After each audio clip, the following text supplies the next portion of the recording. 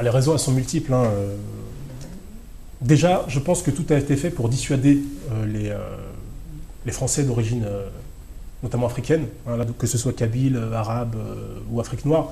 Tout a été fait pour les dissuader de s'engager politiquement. On a voulu les confiner dans certaines sphères, et on a souhaité que ces gens-là ne s'engagent pas politiquement. Pourquoi?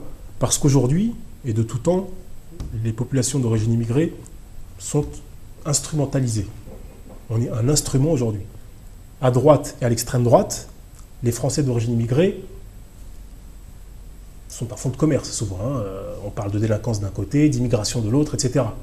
À gauche, la question de la bonne conscience. On défend les immigrés, etc. On a besoin de gens à défendre pour montrer qu'on est là, qu'on est... voilà. Nous, au milieu de tout ça, on n'existe pas. On n'existe pas en tant que personne, en tant que citoyen. Voilà. C'est pour ça qu'aujourd'hui, on est un enjeu politique instrumentalisé, mais on n'est pas des citoyens à part entière qui pouvons influer dans le paysage politique français. C'est ça qu'on veut changer également. C'est-à-dire qu'on veut changer les regards sur nous, et on veut aussi changer les comportements des Français d'origine immigrée pour qu'ils se prennent en charge, pour qu'ils se responsabilisent, et pour qu'ils adoptent une posture responsable et citoyenne. Voilà. Alors on parle beaucoup d'abstention. Alors l'abstention, c'est les banlieues. Qui ne va pas voter? C'est les jeunes de banlieue, les gens de banlieue, les gens issus de la diversité ou de l'immigration. Qui?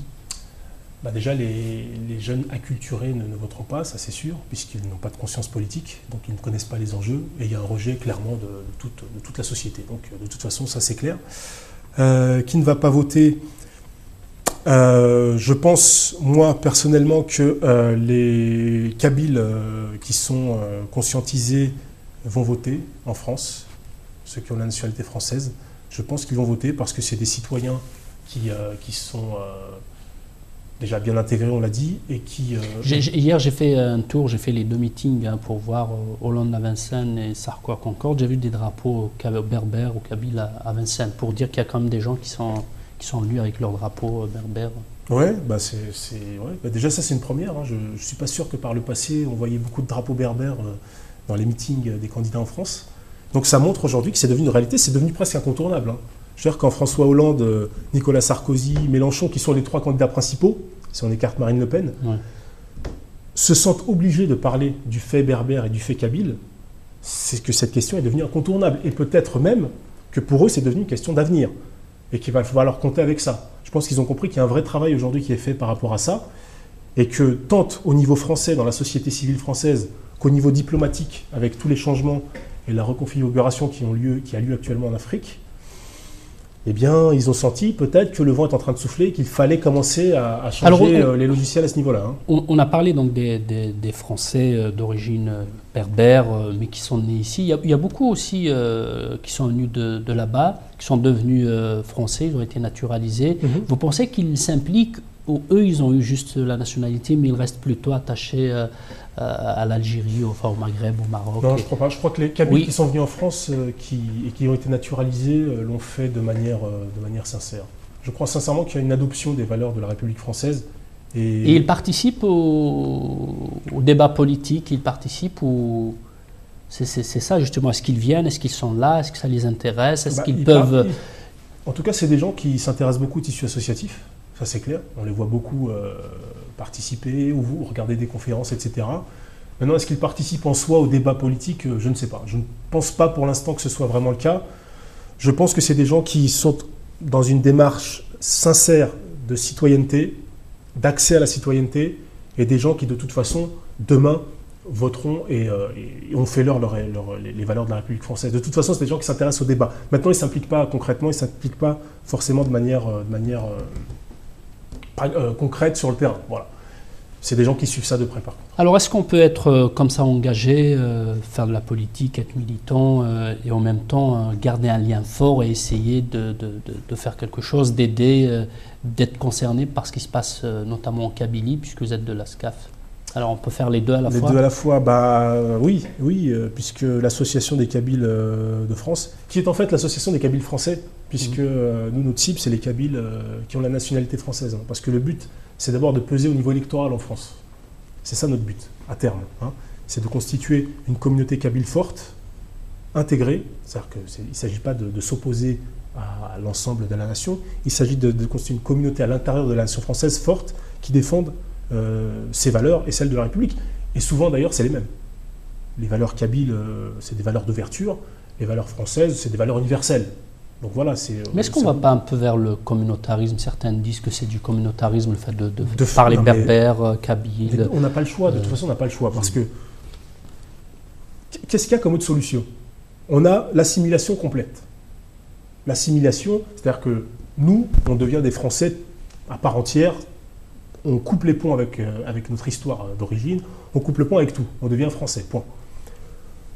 Il y a l'autre extrême qui consiste à trouver refuge dans son identité d'origine, et exclusivement dans son identité d'origine, et de refuser finalement la société dans laquelle on est né ou dans laquelle on vit.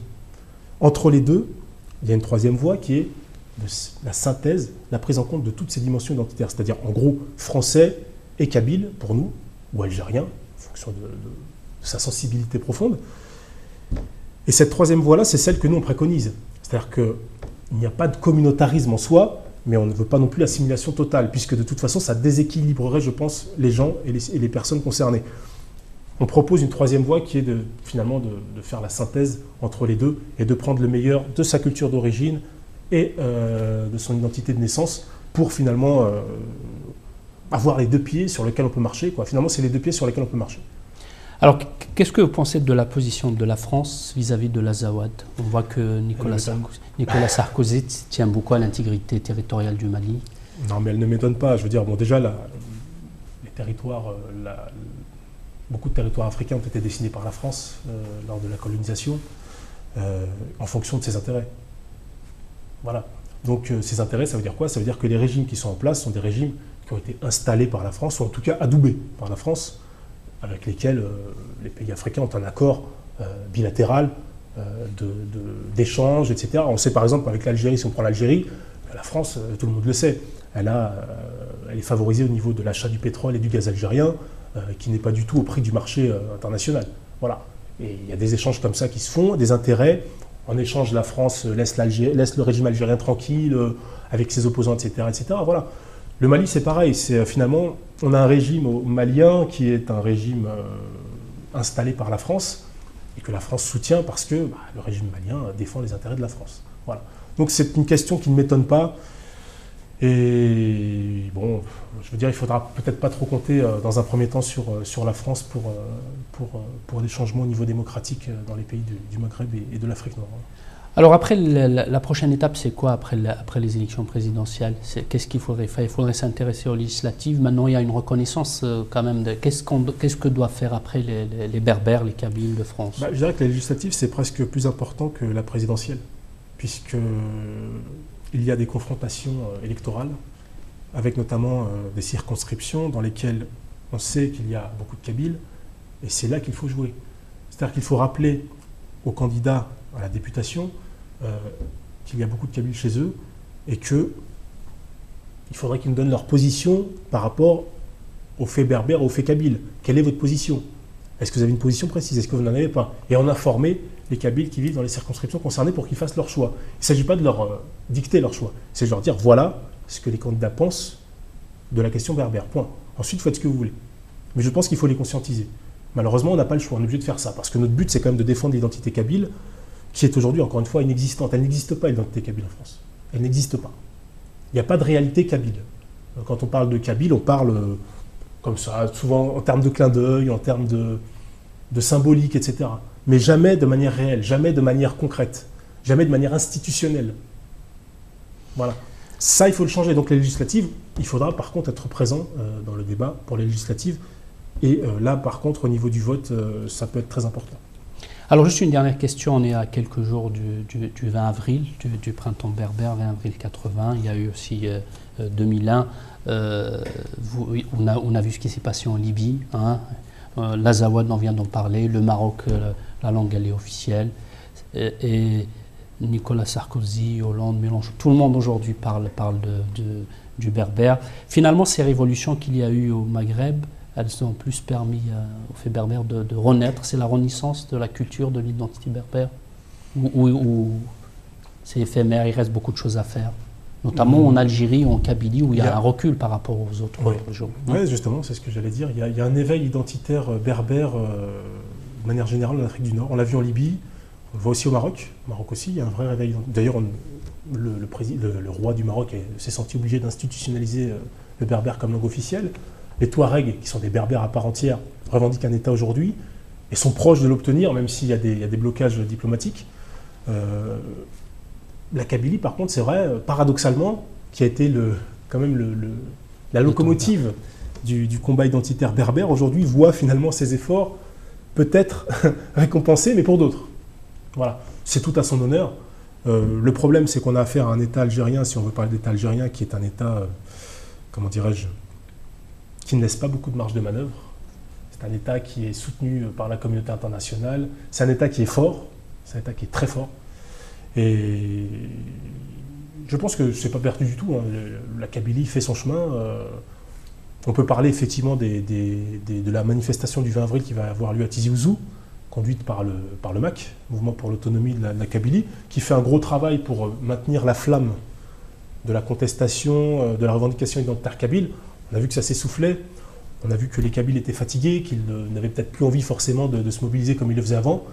Par contre, la frange autonomiste de la population du peuple kabyle aujourd'hui me semble être la locomotive de la région. Et je pense que malgré tout, les Kabyles regardent avec beaucoup d'espoir les avancées de sa frange autonomiste, même si c'est avec du recul.